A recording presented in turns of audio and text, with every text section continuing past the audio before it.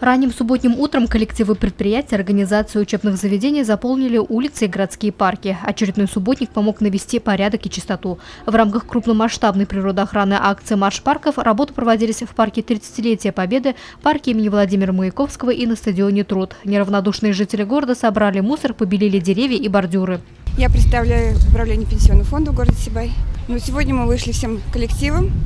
Считаю, что субботник в нашем парке Победы, он обязательно. Нужно приготовить парк к празднику, чтобы всем было красиво, уютно.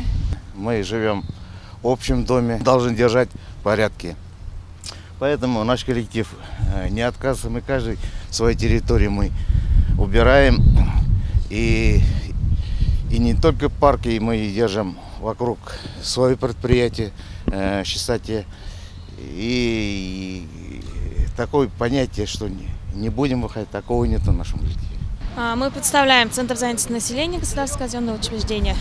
Настроение хорошее, работается отлично. Необходимо отметить, что мусора в городских парках накопилось немало. Только с парка Маяковского в этот день было вывезено 3 КАМАЗа. Но субботники особо отличились предприятия «Водосбыт» и Сибайское концертно-театральное объединение, коллективы которых не только убрались, но и самостоятельно вывезли мусор. Также организаторы общегородского субботника отметили банковские учреждения, слаженно и ответственно отработавших на своих закрепленных территориях. Луиза Мустафина, Дамир Хайбулин, телекомпания СТВ.